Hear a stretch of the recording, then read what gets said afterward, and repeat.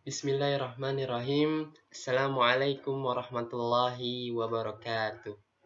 Innal hamdalillah nahmaduhu wa nasta'inuhu wa nastaghfiruh wa na'udzu billahi min syururi anfusina wa min sayyiati a'malina may yahdihillahu fala mudhillalah wa may yudlilhu fala hadiyalah. Asyhadu an la ilaha illallah wa asyhadu anna Muhammadan abduhu wa rasuluh amma ba'du. Segala puji bagi Allah yang telah memberikan kita banyak nikmatnya, diantaranya yaitu nikmat sehat, nikmat iman dan Islam, sehingga kita dapat berkumpul dalam rangka thalabul ilmi. Salawat serta salam tak lupa kita curahkan kepada baginda Nabi kita Muhammad Sallallahu Alaihi Wasallam yang telah membawa kita selaku umatnya dari zaman jahiliyah ke zaman Islamiyah seperti sekarang ini. Pertama-tama yang saya hormati Ustadz Ahmad Rofi Syamsuri selaku dosen retorika dakwah, dan yang saya cintai dan saya banggakan teman-teman studi Al-Hikmah.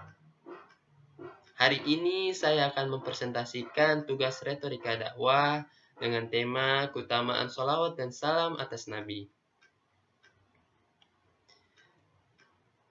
Di sini saya akan membagi 5 bagian. Yang pertama, pengertian sholawat dan salam atas Nabi. Yang kedua, hukum sholawat untuk Nabi. Yang ketiga, saat-saat yang disunahkan membaca sholawat dan salam untuk Nabi. Yang keempat, cara sholawat dan salam untuk Rasulullah. Yang kelima, keutamaan sholawat dan salam untuk Nabi. Bagian pertama, pengertian sholawat dan salam atas Nabi. Abul Aliyah berkata, sesungguhnya sholawat dari Allah itu adalah berupa pujian bagi orang yang bersolawat untuk beliau di sisi malaikat-malaikat yang dekat. Imam Bukhari meriwayatkannya dalam sahihnya dengan komentar yang kuat, dan ini adalah mengkhususkan dari rahmatnya yang bersifat umum. Pendapat ini diperkuat oleh Syekh Muhammad bin Utsaimin. Pengertian salam artinya keselamatan dari segala kekurangan dan bahaya, karena dengan merangkaikan salam itu dengan salawat maka kita pun mendapatkan apa yang kita inginkan dan terhapuslah apa yang kita takutkan. Jadi, dengan salam maka apa yang kita takutkan menjadi hilang dan bersih dari kekurangan, dan dengan salawat maka apa yang kita inginkan menjadi terpenuhi dan lebih sempurna. Bagian selanjutnya, hukum salawat untuk Nabi. Menurut mazhab Hanbali, sholawat dalam tasyahud akhir itu adalah termasuk di antara rukun-rukun sholat. Al-Qadhi Abu Bakar bin Bakir berkata, Allah Subhanahu wa Ta'ala telah mewajibkan makhluknya untuk bersolawat dan salam untuk nabinya, dan tidak menjadikan itu dalam waktu tertentu saja. Jadi, yang wajib adalah hendaklah seorang memperbanyak sholawat dan salam untuk beliau dan tidak melalaikannya. Bagian selanjutnya, saat-saat yang disunahkan membaca selawat dan salam untuk Nabi. Yang pertama, sebelum berdoa.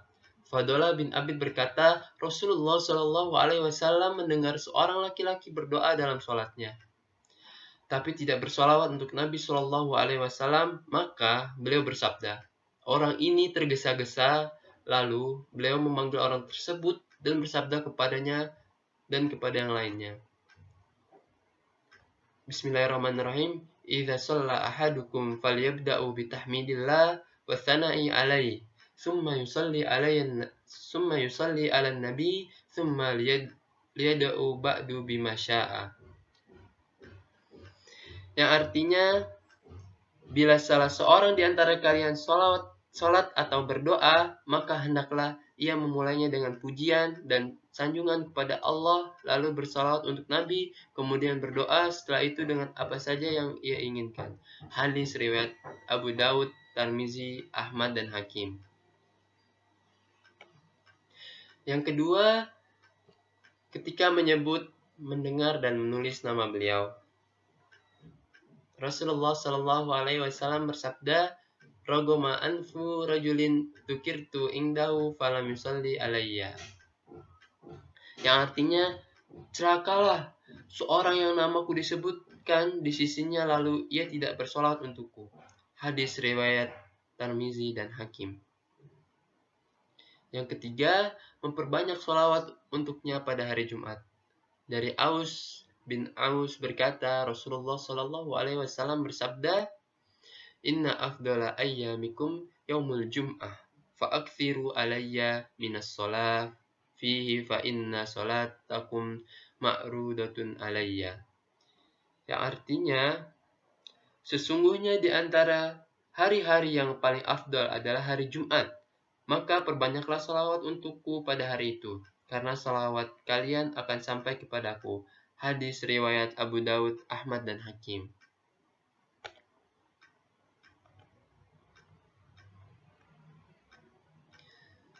Bagian selanjutnya, cara salawat dan salam untuk Rasulullah.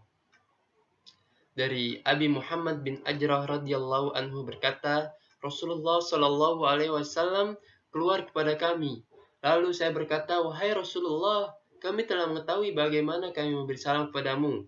Bagaimana kami bersalat untukmu? Maka beliau bersabda, katakanlah Allahumma barik ala Muhammad wa ala ali Muhammad kama barakta ala Ibrahim innaka Hamidum Majid.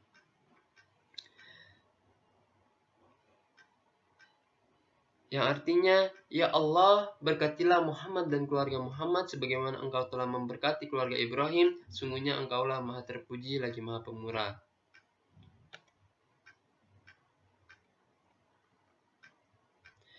Bagian selanjutnya, keutamaan salawat dan salam untuk Nabi.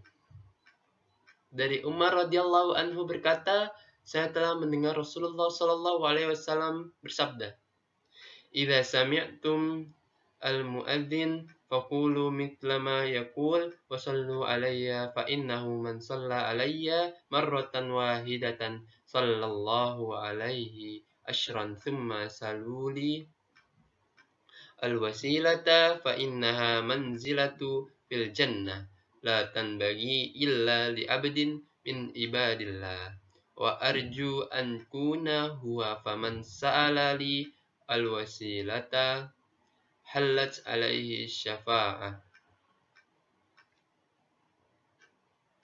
Yang artinya, jika kalian mendengar orang yang azan, maka ucapkanlah seperti apa yang ia ucapkan. Dan bersolawatlah untukku, karena barang siapa yang bersolawat untukku sekali, maka Allah akan bersolawat untuknya 10 kali. Kemudian mintalah wasilah kedudukan mulia di surga untukku. Karena ia adalah suatu kedudukan di surga yang tidak pantas diberikan kecuali kepada seorang hamba dari hamba-hamba Allah, dan semoga aku hamba itu. Maka barang siapa yang memohon untuk wasilah, maka ia berhak mendapatkan syafaatnya. Hadis riwayat Muslim. Mungkin itu saja yang bisa saya sampaikan. Wallahul muwaffiq ila aqwamit thoriq. Wassalamualaikum warahmatullahi wabarakatuh.